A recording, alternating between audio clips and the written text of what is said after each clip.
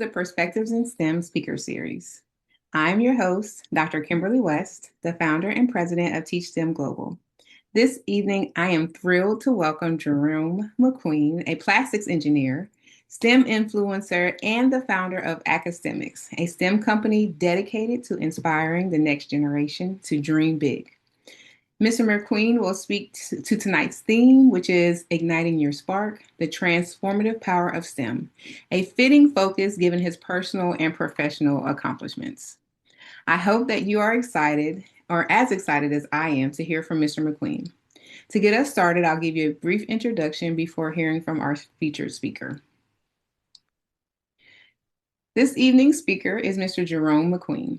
He has been recognized by Forbes magazine as one of the top STEM influencers bridging the gap for underrepresented populations of STEM. Mr. McQueen possesses a love to see children reach their full potential in life. Starting college with a 1.4 GPA, Jerome has defied the odds of success to become an influential figure in shaping the livelihood of the next generation. He teaches how to put your mind on a goal and to pursue it with all that has been given to you. Mr. McQueen credits all that he has achieved to his God, parents, and the teachers that saw something in him that he didn't see for himself. I love that. As a teacher, I love that. His singular mission in life is to open the door for the next generation of STEM professionals to brighten America's future. On a personal note, I had the privilege to connect with Mr. McQueen in 2024 when he graciously donated a little more than 50 STEM kits to our professional development series in Ghana.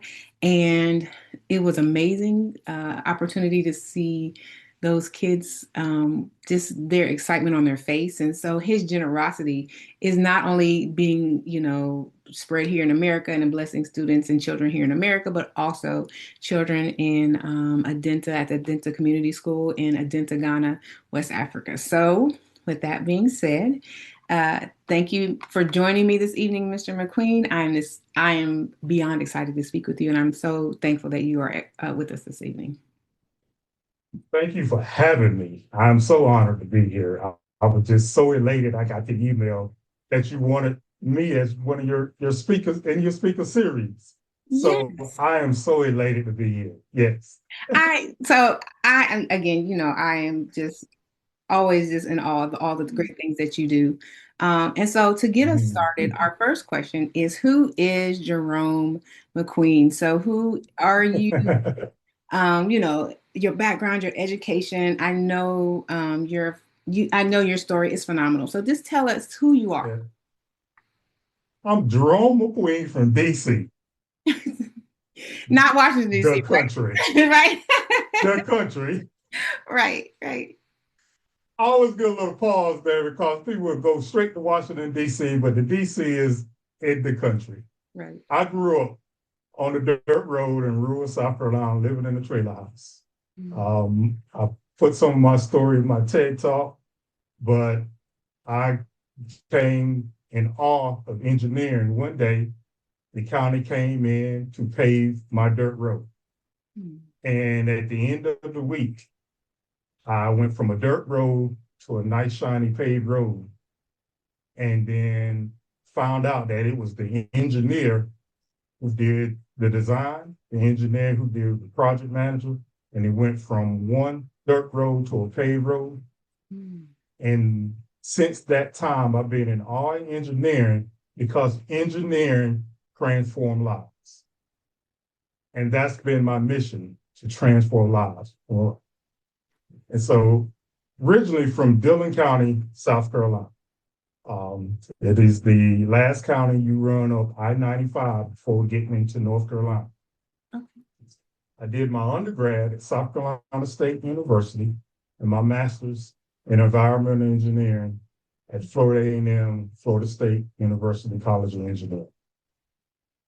There, I was on a NASA fellowship that I did jet propulsion laboratory research with jet engines. I developed an air pollution control system for the jet engine test cells. So a lot of people don't know, before Delta, Northwest, American, United put an engine into practice on a plane, they sent it to NASA to have it tested. and I worked in one of those test cells, testing jet engines. Then it kind of changed for me. It was like, there are not a lot of underrepresented youth that know about science and engineering. So that's where I'm at today, trying to unveil all the wondrous opportunities there are in science and engineering. And you'll hear me say that 3 or 4 times a day, because that is the mission that I have on my heart, to make sure our young kids know where they can go. Right. Yeah. And I say all the time, if you can't be what you can't see, right? So you have to be exposed to it, and so like you, that I think, because like you, I know I wasn't exposed to some things, and then you get out and you go, oh, that's a thing, I could have been done that. So like you, Right. I have that same kind of passion to do as much exposing students to different avenues and doors and opportunities that they might not know exist. So I'm with you on 110%.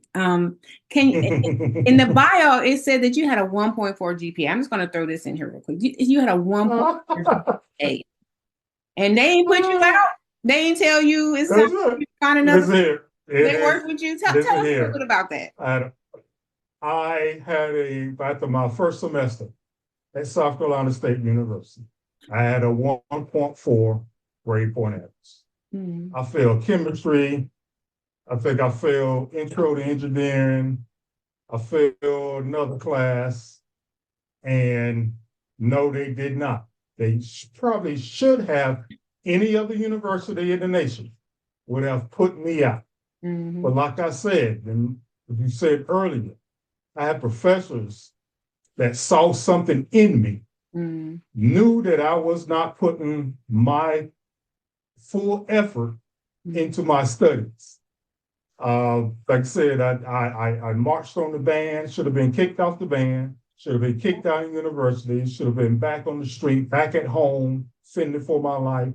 But like I said, there were other people around me who saw something in me that has said, we cannot have this. We cannot let you go by in life without you putting your full effort into achieving your potential in life. And so they put me on a plan. And I developed the 4 steps to a 4.0, going through getting my grades up. And so my last 4 semesters at South Carolina State University, I had a 4.0 grade point average in my engineering classes. And then Dr. Humphreys from Florida A&M was seeking me out because he saw the transformation, and he said, I have something for this young man in the form of a NASA fellowship. And that's how I got my NASA fellowship. And that's how I was able to transform. And so you say you can't be what you can't see. And so in those, like my junior year, I had the opportunity to go to the national conference of the National Society of Black Engineers.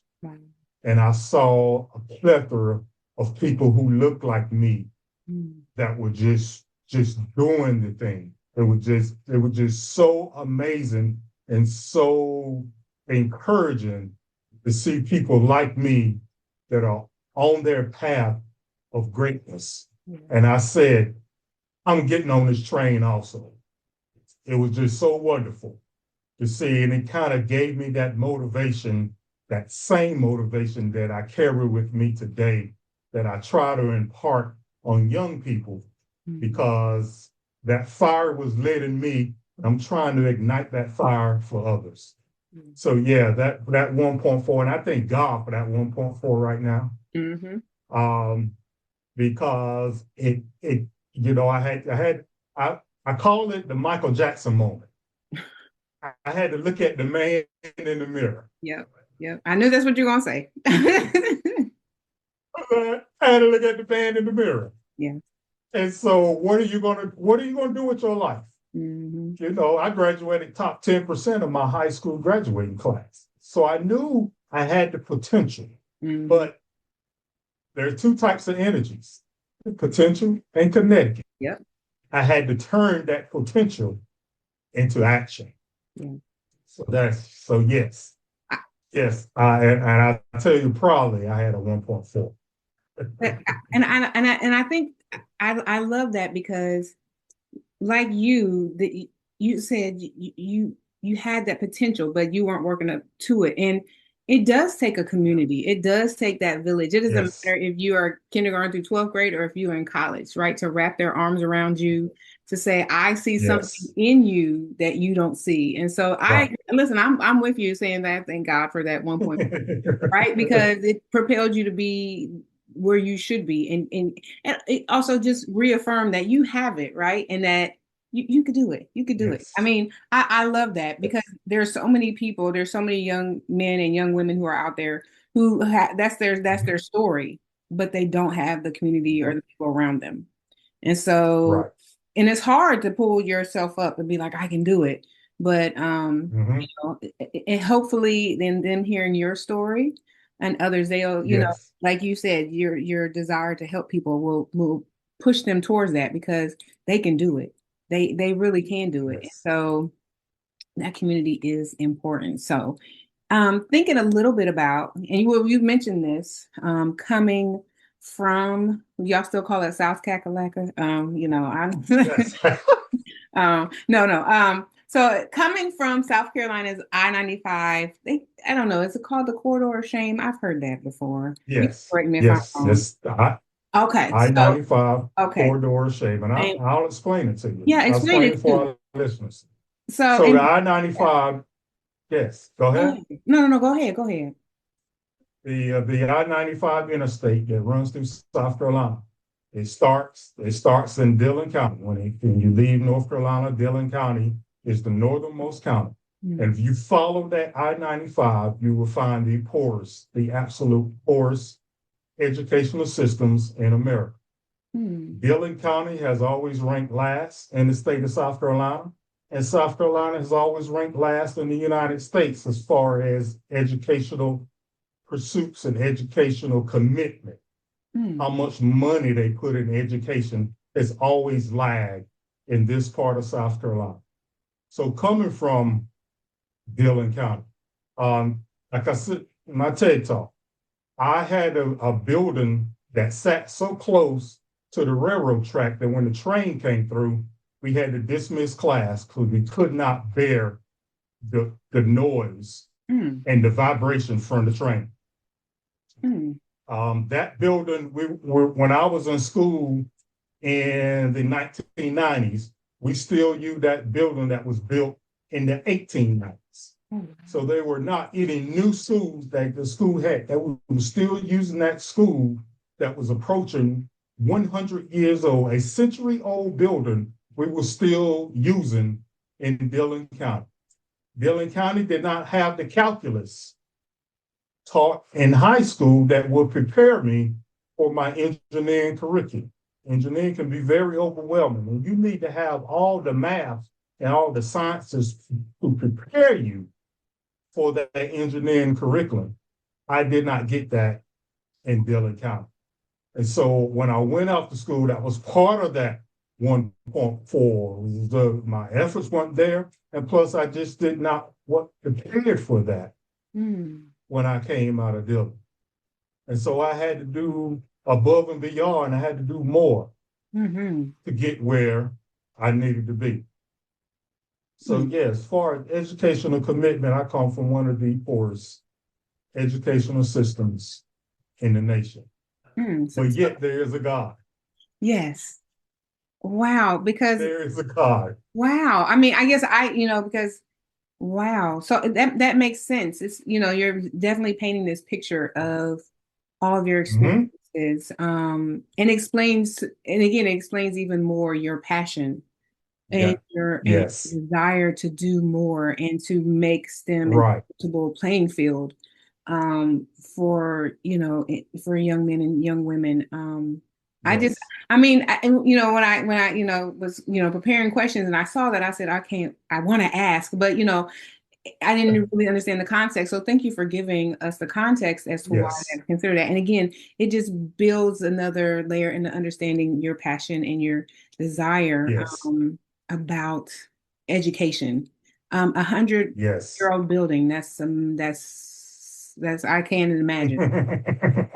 That's right. Exactly. Can't Exactly. can't That, imagine. I you know, mean, that didn't have air conditioning. yeah, yeah. I mean, I just can't imagine what's and why or wow. Yes. So Yes. let me go back here for a second. You said that you started as a NASA graduate fellow and you began your career with NASA. What led you to focus on plastics engineering and environmental solutions? I know you, So actually, my focus is in environmental engineering. okay. Okay. Um, and so I wanted to I'll tell you about just like my hometown has shaped me. Mm, Every time it rained, it would flood downtown.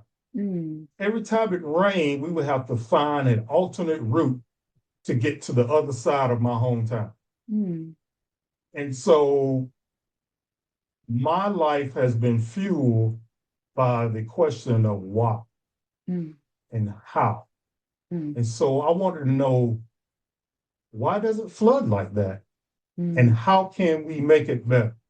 mm, So I focus on environmental engineering. And so that led me into stormwater design, air pollution control, water resources, hazardous waste, um,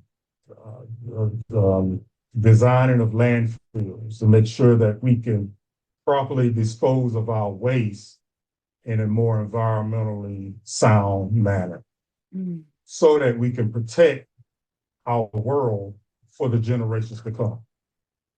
And so I wanted to focus on environmental because there's so many problems to be solved. Now, engineering is just problem solving.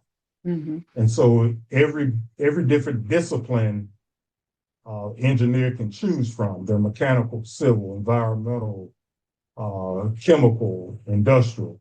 So an engineer choose their path of where they want to solve problems. Okay. I wanted to choose the path of environmental because I didn't know a whole lot of environmental engineering, and I wanted to know why Mm. and how can we make this world a better place. I think listening to you, you touch upon something that we often say in science. And when it comes to STEM, sometimes STEM, people think that STEM is something complicated and you have Yes. all these devices. But what you just said, you really just took a look at the world around you and said, Mm-hmm. what is going on and Mm-hmm. how can we solve this problem? And it could just be as simple as that and building from that. And I Yes. think that's one thing that people need to understand about STEM. It is don't make it complicated. There's problems No. in the world that need to be solved. And there are But, but problems and these are similar problems in other places. And so you have to, understand the context. But I like that because it made me think about science fair, in a sense, because that's what we tell the students, right? Look at the that's world right. around you, what is something that you see as a problem and that you would like to do something about Mm-hmm. solve. And so again, just listening to you, I thought about how can we approach science Yes. differently, and just And and having that mindset, that's important. Yeah, and so that leads into something else that I developed a curriculum that I call STEM business. mm, And it merges STEM and entrepreneurship. And so in the beginning, I teach the engineering design process, and I have them to identify a problem that they're having. And then the next step is what type of device or system mm, would solve that problem. right, And right, when you come up with that system or device to solve that problem, I teach them entrepreneurship to see how they can get that device or system into the marketplace. And mm, so you'll love this, Dr. West. The best kind of project um, that we had a design solution from a young lady, seventh grade. mm, She said when she get to her locker, her hands are full with her books and she cannot open her locker. I mm-hmm, said, okay, what's your design solution? she said she's going to develop a face recognition locker system where the locker scanned her face and open up just for her. And I was like, that is the most magnificent idea that I've ever heard, coming from a seventh grader. Yeah. These are the type things that our young people Yes. think of. Yes. And you talked about the community. If our community wrapped around that, that is $1 billion idea. Sure is. Sure is. That's $1 billion idea. Knowing science and engineering can create a whole new livelihood for our young people. Yeah. There are about 25% of the jobs that they will do is not being created yet. And so we have to, like you said, wrap our arms around our young people, show them that, STEM is not something to be prepared of. Later on, you're going to ask me, why do we need to start so young? Yeah. Yeah. We need to start so young so they won't be afraid of it. Yes. And so they would embrace it early and it become part of their life. It becomes part of their life when I say early, I have a 7-month-old grandson that I'm showing him how to turn on my little lamp that I have. Okay. Oh, wow. Nice. So I'm trying to show him, so they won't be afraid of it. Yes. And I like to show and I like to start young with the fun parts with my kids to show them, hey, engineering is fun. Yeah. Science is fun. Technology, learning math is fun. It's not only fun, but later on, it can make good money for you. So that's why we need to start as young as possible. We'll go into the elementary schools, and I have 5-year-olds putting together kits. And they're so amazed at the end of it when their kit works and they light up and it does something. Yeah. It gives them that confidence that if I can do this, what else can I do? Yeah. And young children put themselves on that quest to start, hey, I can do this. What else can I do? I can do this. And they got so many 2 or 3 projects, they start rolling and they start developing that internal self-confidence that they can do anything. Yeah. And when they get that confidence, the sky's the limit for them. Yeah. You touched on something that I don't think we think about too, that fear, right? That's why we have to start young so they will not be afraid. So they will not be afraid. Yeah. A lot of when I did root cause analysis for a lot of decisions that I was scared to make, I was apprehensive about it. It came down to self-confidence. It came down to self-confidence. If I was more confident in myself, I would have handled the situation or opportunities better in my life. When I flew off to NASA in Cleveland, Ohio to start studying, to do my research in jet propulsion, the plane ride was up there was just terrifying because I did not know what I was going into. And if I had the self-confidence in myself to say, hey, this is just another opportunity that's going to level up your life, I would have approached it in a much different way. Yeah. I went there apprehensive and I had to feel my way through. In about 3 or 4 weeks, things clicked for me. And I was like, I can do this. Yeah. I can really do this. And that's the same confidence that I have in myself today that developed over 30 years ago when I worked for NASA. I'm just like, wow. First of all, I'm thinking about the STEMpreneur. I love that. I love that. I love the facial recognition with the, like, I'm like, what do we need to do? Like, How can we get Yes, right. everywhere? How can we get this How developed? can we get that Right. going? I mean, because I want that for her. Like, I want that for her. Like, Right, and right. too, and you showed us one of your STEM kits. Talk to us a little bit about academics. Tell us about what you do in your STEM kits. I saw your little lights, and I know you Love. have phenomenal STEM kits. And just talk to us a little bit about academics. What is this academics, Mr. McQueen? And tell us what you. Man, academics. I tell you what, when COVID hit, was sitting in my room, Mm, and I was like, I've always wanted to do something. My passions in my life is mentoring and engineering. mm, And I sat to the table and I was like, I want something that merges my two loves mm, into one. Came up with academics. I put the word STEM in the middle of the word academics to come up with academics. mm-hmm.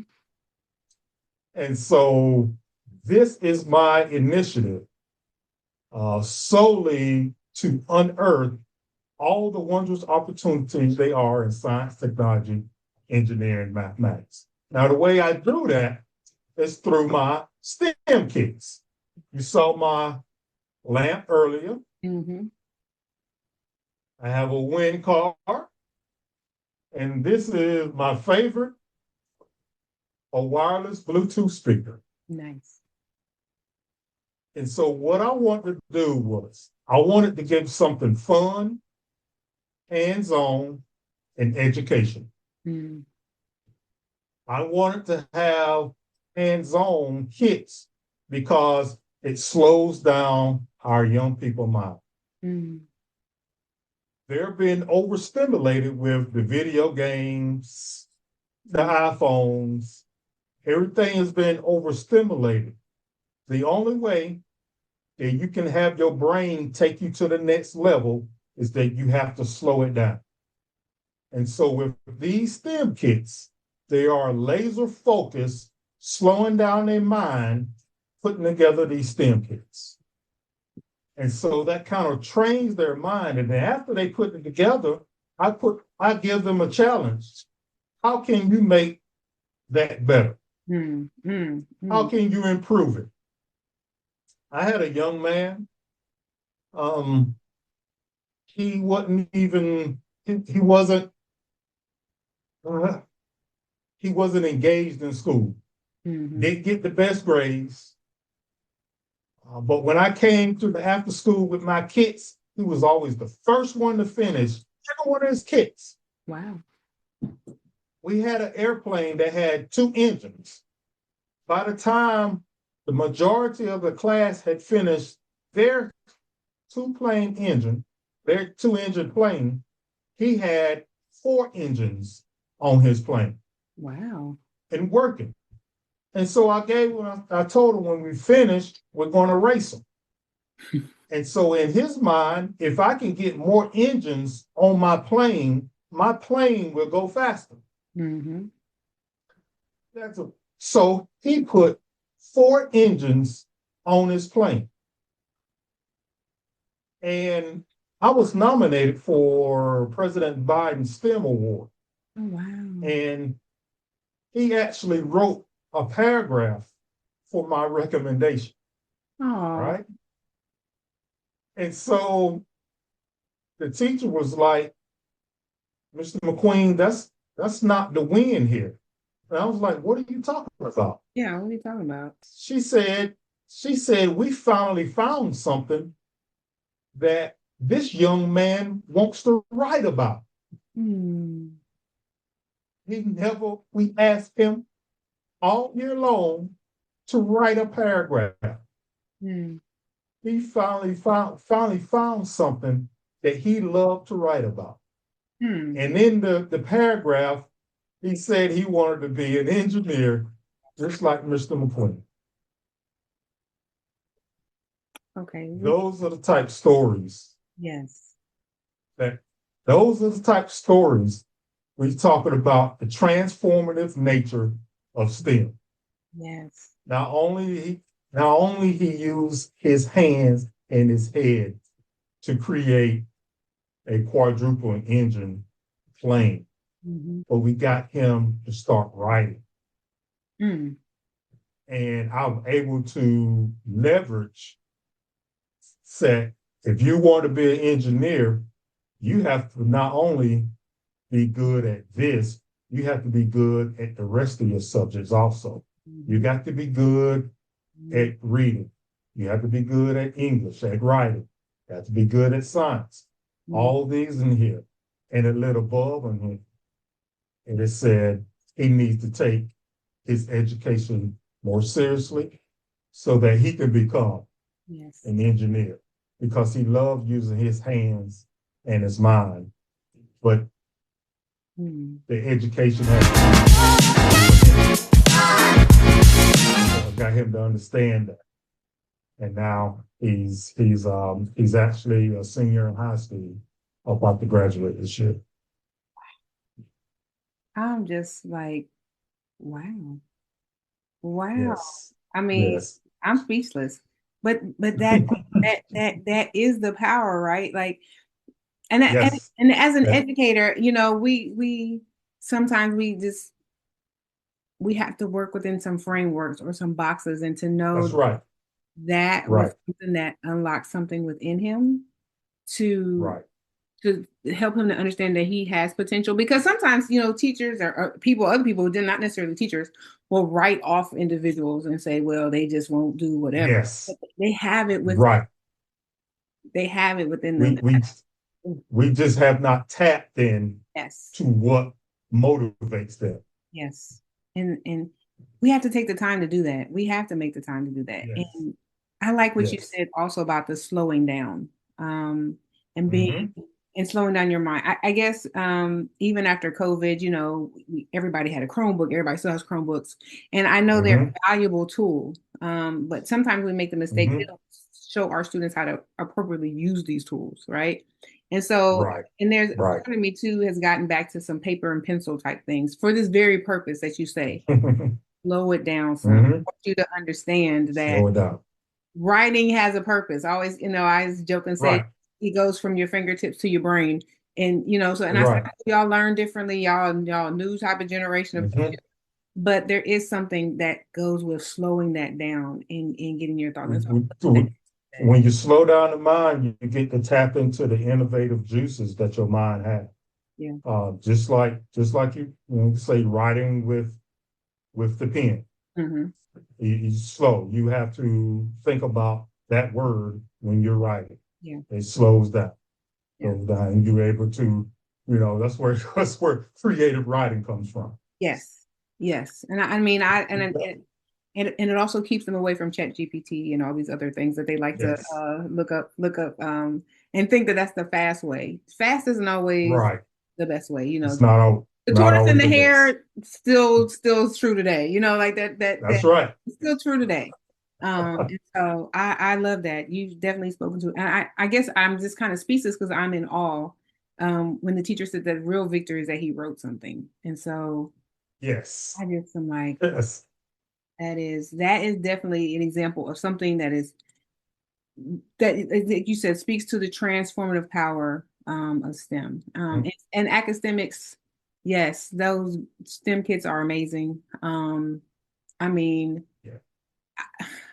I can't even so say it enough. They are. It gives them so it's like when they open up the box and they see all these pieces, you know, they have no concept of that in another hour, you follow the directions, you're going to have something that's going to light up or move or blow air or do anything that it's supposed to do. Yeah. And at the end, it's like, did you know an hour ago with all those pieces that you're going to create something? Yeah. Yeah. And when they create something, you know, it gives them that confidence within themselves. And you know, and when we were in Ghana last year, and we gave out the STEM kits because it was a grade 7 STEM, right? And so old school me is, where are the directions?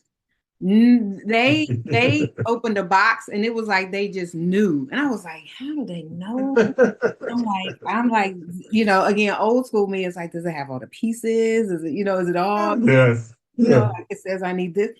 They just went right to it. And that was magical in Right to it. itself to know that Yes. they just Yes. went to it and then they did pull out the instructions. They did, Yeah. but Mhm. the fact that they could see that connections and see this Right. bigger picture, you know, and be able to just And and go with it. I was like, oh, this is yeah. amazing. Yes. And so the thing, and also about STEM, they could start on it without the directions, but sometimes they get to a point where they may be going down the wrong path. And so what's so great about STEM, you can always step back Yeah. and rechart the path and go down the right path. And what you learn is don't go down that path anymore. Yeah. And so people, we're of the age where we had Formula 409 to clean our kitchen. Yep.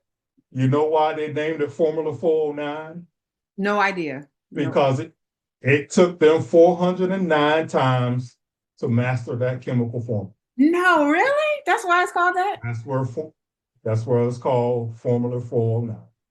And so how many of us will have the audacity and the wherewithal to try something 409 times to get it right?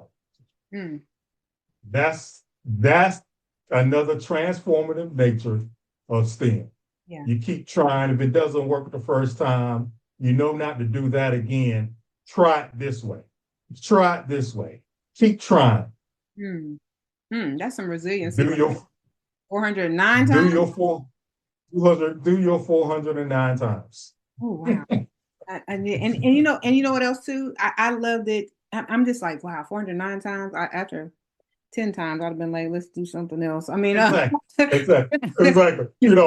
I'm so impatient. You about to get a good 3. Right. I was say the 10 was a stretch. I was trying to sound kind of decent there. Like I had a little bit of patience. I don't have that much patience. Right. So you got a good 3. Yeah, right. 409. Wow. I don't even know what to say about that, but wow. And yes. And just and I will also say this too. What I also loved about that moment is just their collaboration with each other and their teamwork. They were working together. And I think again, that's the power of yes. It shows that you can work together collaboratively, because if something wasn't right, they were like, well, here, let me help you with this. Or did you try this? And I'm like, oh, right. Yeah, all of that. Communication, speaking, conversations with each other. Loved it. Loved it. Those are the STEM skills that I also teach with my STEM kids. Yeah. So yeah, the communication, collaboration. And so when they finish the STEM kit, a lot of times I have them to go up and tell me how it works. Tell me this. Tell me if we do this and that happens, tell me why that happens. And I will say this too. I know we had spoken about it afterwards, when I was over there, but I literally had to leave the room just because I don't like to cry in front of people. I'm not those people, but when I tell you, and when I tell you, I wish you could have been there. I just wish you could have been there and just you get overwhelmed. The excitement and the joy and the light bulbs and all of that, and just knowing that this is something that they could pursue if they have the interest. That's I think that was the most defining moment for me, was that day. And I'm sure they were probably looking like, where is she going? I just got to step away for a minute, because that was amazing. I mean, it was, I'm going to stop saying, but that was truly an experience that I will never ever forget. And just to see the kids, because they had the planes. We're going to do it again. Okay, yeah, we're going to do it again. We're going to do it because we're going to do it again. Yeah, we're going to do it again. And listen, this time you're coming with us. Oh, Family coming with us. I'm saying, because I want you to get that same feeling to know that, Mm-hmm. you know, there is something about that. Okay, we'll talk later about that. But that was amazing. I want you to have all the feels I had. So, um, Yes. so I want to talk about this STEM influencer, right? I'm like, so what does it mean to be recognized by as a STEM influencer by Forbes and others? And you've done a TED Talk. Yeah.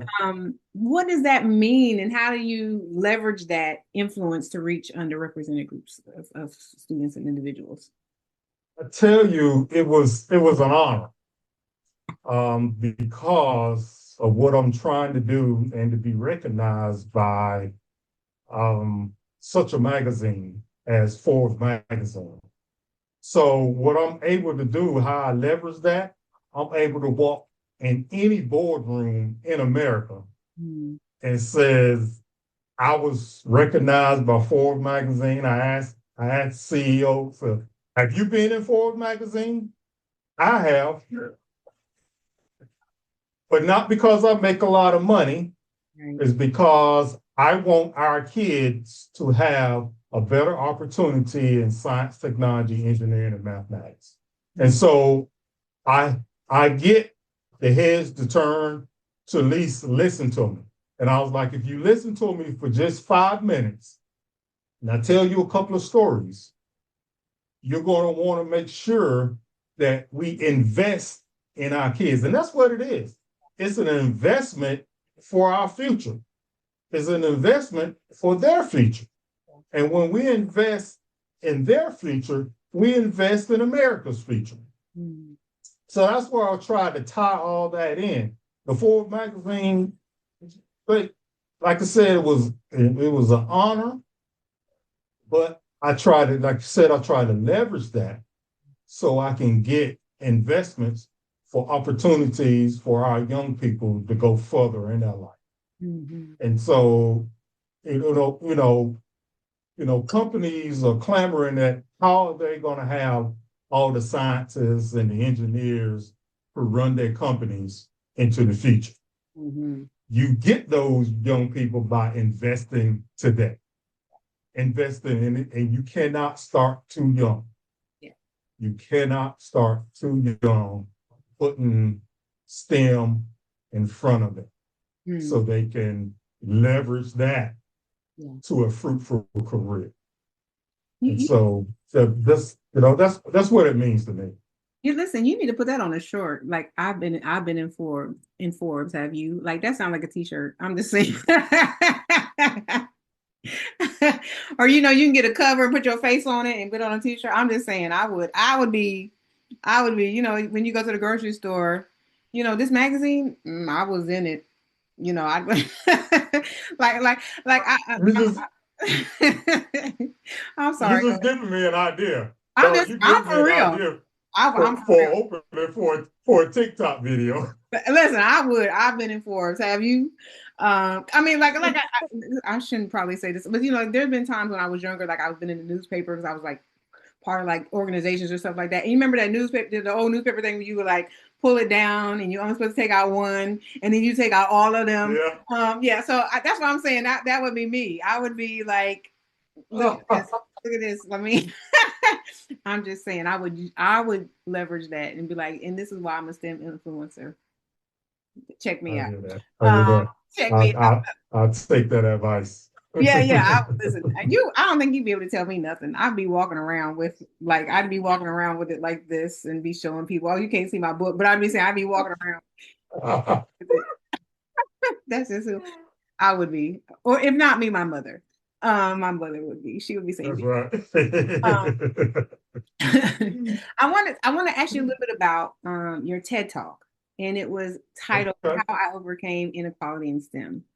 What was your key takeaway, especially for educators and policymakers? Because, right now we're experiencing some cuts in education, and sometimes the sciences and STEM programs are getting cut. So, what would you say to educators and policymakers who may be wanting to shy away from the investment or even looking to improve? What would you say to them? So we have to be strategic. This whole country and this world we have to be strategic. We're looking at technology is unfolding and changing at such a rapid pace. Mm-hmm. How are we going to keep up with that pace of what technology is moving towards if we do not invest in our kids today? Under this current administration, I hate to say it, I'm not, it is what it is. Right. We're going to miss a whole generation of development that we need to have. We don't need to be pulling back. We wasn't even doing enough in the first place. Yeah. Yeah. There's no way we should be pulling back. It burns me up to see how we're not increasing the funding for science, technology, engineering, and mathematics. We're going to be left out in the cold while the rest of the world moves past us and overtake us. If we do not invest in our technology today, the rest of the world is going to eat us up. We may be learning new languages so that we can communicate to our new bosses. If we do not make sure that we're on this path to make sure we do that investment so we can reach the full potential of our people, I'm lost for words because I'm so upset that we cannot get what we need from our administration, from our policymakers, from the lawmakers. I have to find a way to show them how we're going to be behind. And so when I say that we have to be strategic, we have to find out where we want to be and where we are right now, and how are we going to fill that gap. We have to do that gap analysis, and we have to not only find out what's the gap, but we're going to have to start executing to make sure we fill that gap so that we stay in the race for the world. Yeah. It baffles the mind for me, that our policymakers and our lawmakers do not see what's really right in front of their face. To call yourself smart and you can't see this, I think you're probably blind, or turn a blind eye. Yeah. I mean, yeah, it's like the saying, the future is now, and we got to invest in our kids. Yes. There's no way around it. Yes. We have to, yes. and it's not just academic, whether it is social, whether it is emotional, right. It is all of yes. other things that, because, they're glued to their phones, they're glued to their devices, whatever. Yes. And we need to take some time to help them realize that there's true connectedness in this world and being present in the world, and that they can make a difference too. And I think you said something powerful when you said, learning a new language to speak to their, their bosses and things like that. I mean, I don't think that people want to acknowledge that, but that is a reality. That's right. This is where we're headed. That is a reality, because there are, companies here in our country now that are foreign-run companies that, so it's just, it will increase. And also what's happening, they're bringing in engineers from foreign countries to fill these positions that our kids can't get because they have not been developed to get those positions. Yeah. They haven't been educated to get those positions. Yeah. And so, they come here and we have to, work for them. Mm-hmm. And so, it starts with that investment today, and we have to go above and beyond of what we're doing now. Yeah, you said a whole bunch there. And again, our future is dependent upon it, whether we want to accept it or acknowledge it. It truly is. Yes.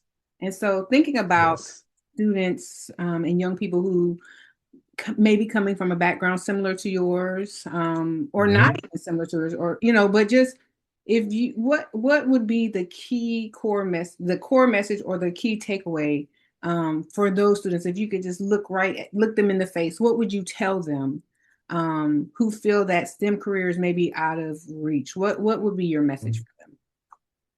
I'm going to look them, and I want every teacher in America to look at every kid in their classroom and allow them not to say, I can't. Mm. When I put STEM kits in front of them, they open up the box, they look at the pieces, they look at the directions, and the first thing they say is, I can't. Mm. And say, yes, you can. At the end of this hour, you will find something that you can do. Mm. And so when they go through, like I said, engineering can be an overwhelming discipline, overwhelming career. And the education can be. You can. I tell my story of the 1.4. It was just in my head that, okay, I can't do this for a flicker in a moment. And the people said that, yes, you can. And that is the overwhelming thing when I talk about that self-confidence. You get that self-confidence rolling and you put anything in front of them, they will master it. Mm-hmm. And so what I would tell every kid out there, that yes, you can. Whatever you choose that you want to do, you can. It may take you longer than someone else, but you can. Mm-hmm. It may take you more effort than someone else, but you can. It may take you more money mm-hmm. and the resources, but you can. And that's where we are. Make sure the teachers, our policymakers, lawmakers, our administration have to come with the resources so that we make sure that when they do it, there's something there for them to fulfill their potential. Hmm. I'm just getting back to that I can. I'm thinking about that 409. I'm thinking about that 409, and I'm thinking I'm thinking that 409. Yes. You can, like you said, it may take some time. You can. You can. And I think that is something too that we need to embed into our children. You can. Exactly. It may not be on the same timeline as your friend. That's okay. Right. Right. Yeah. Right. It may take taking a class over. Mm-hmm. Taking it 3 times. Mm-hmm. So what? Mm-hmm. I like to tell the story of Lonnie Johnson. So Lonnie Johnson, inventor of the super soap. Mm-hmm. However, in high school, during the time he was in high school, the state of Alabama did not allow Blacks to participate in the state science fair. Mm-hmm. The first year they allowed, and Lonnie Johnson was the first one that they allowed in the science fair. He won the science fair in his class. He won it at his high school. He won it for his region. And he won the Alabama State Science Fair. This is all in 1 year. Mm. He went on to study mechanical engineering at Tuskegee, getting an undergrad mechanical engineering, a master's in aerospace engineering, and he studied and developed. He was on the development team for the B-2 bomber, the stealth bomber, that flies in the enemy territory without being detected and dropping bombs. But on his off time at home, he was trying to develop water as a more environmental friendly refrigerant than the refrigerants that we have out there now. And so while he was doing that, he had this apparatus in his hand that shot water across the room. Mm. He looked at it again, and it shot water across the room again. That was the genesis of the Super Soaker water gun. Mm. he had it patented, and he licensed Hasbro to manufacture the Super Soaker water gun. Mm. Hasbro was cheating him on his royalties. He took him to court, and in one fell swoop, he got awarded $73 million at the stroke of the judge's gavel. And the future royalties of the Super Soaker water gun, which is the second highest selling toy in American history. Mm-hmm. All because of science, technology, engineering, and mathematics. Mm. And just think And about if our kids, wow. I'm sorry, go ahead. yes, Wow. no, I said if our kids can get hold of those creative juices, Yeah. that innovativeness that he had, it would change the world. If our world wrap our arms, our community wrap our arms around our young people to give them the resources to feed into them, that would change our world. Mm. Yeah.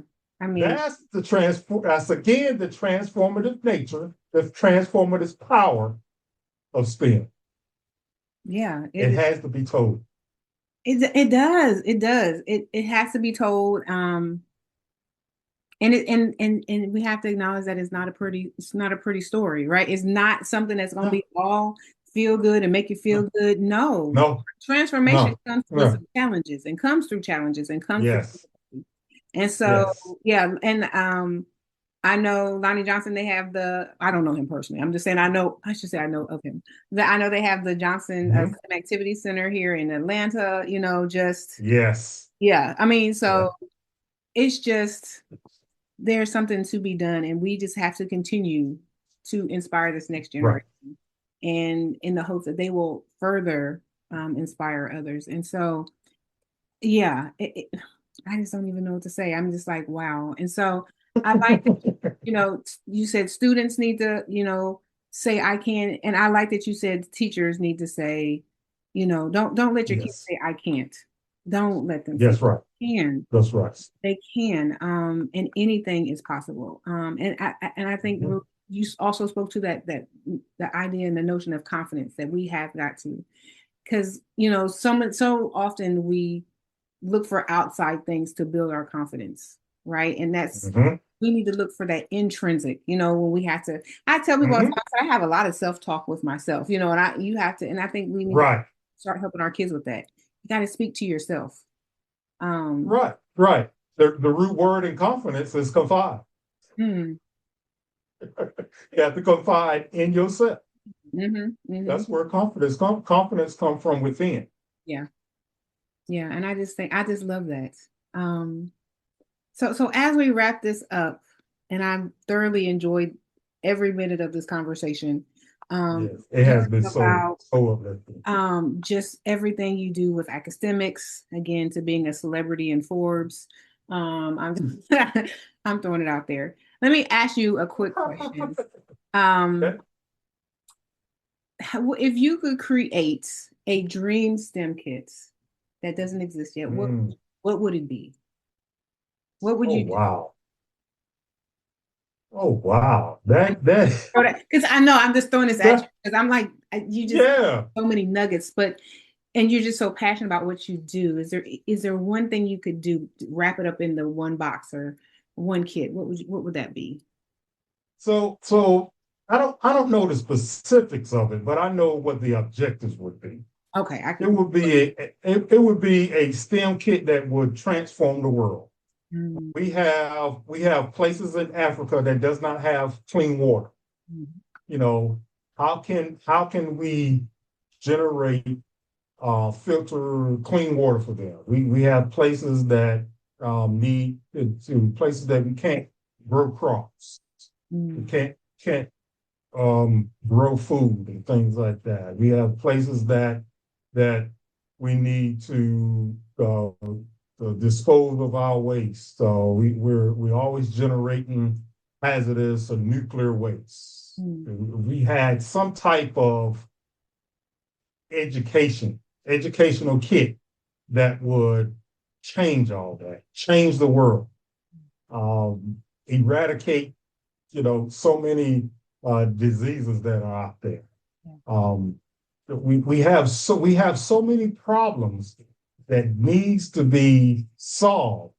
If we could have a STEM kit that could educate our young people on how to solve some of those problems, that would be my ultimate. That would be my ultimate. Yeah. It would almost seem like I had a stamp on the world somewhere. Yeah. Yeah. So yeah, Well, listen, you are doing that's the path I will go down. You are doing it. You are making an impact. You are changing lives. You are opening doors for individuals, showing them that there is a future and a hope, and that they Yes. have the potential within them. And again, it just takes that one opportunity to do that. Right. And you are definitely doing it. And so, with Thank you that, so much. yeah, I mean, I'm being for real. I'm like, that is again what we should, I think, all should be doing, right? Looking back, Yes. figuring out Mm-hmm. how can, because and sometimes we like to look back and look down upon where we come from and our experiences and let that hold us back. Yes. But no, these are Yes. things that Yes. propel us to. Yeah. It's never where you're from. It's about that vision Yep. and your potential to move forward and go high. Yes. That's what it's all about. Yep. And to keep going. So, um, I can't thank you enough. Can you tell our viewers how can they connect with you? I can connect with me. My website is academics.com. Put the STEM in the middle of academics, ACASTEMICS.com. My email is info@academics.com. Please email me, visit the website, TikTok, academics.com, Facebook, academics. Come by, share, come by and see what we're doing. Because we are, as Dr. West said, we are changing the world. Yeah. I have a group of teachers that work with me, and collectively, we're changing the world. Partnerships like Teach STEM Global. Yeah. We're going to change the world. We're gonna change. We're gonna change. And please do not be on the sideline. Jump on that train with us. We need the help. Our children lives are at hand, and we need everything that we get. You cannot contribute financially. Put up your hand, put up your fist, and say move forward. Yeah. Again, I thank you. I think anybody who watches this, listens to this, can't help but to be inspired and feel compelled to do something, which is our aim in doing these programs, is to get folks to realize that STEM is not a barrier, but an opportunity and a way to improve lives, just not in a career sense, but or professional sense, but also our world, and that's what we need. And so, I thank you. And I hope those of you who are watching will join us for our next Perspectives in STEMs speaker series. I asked, that you normally, link up and connect with Mr. McQueen and academics, but you also be sure to follow us at T-STEM Global on Facebook, Instagram, all those places, our website, tstemglobal.org, to stay up to date with upcoming events and programming. And with that being said, again, Mr. McQueen, I can't thank you enough for your time this evening, and I wish everyone a wonderful, wonderful evening. And thank you again. Yeah.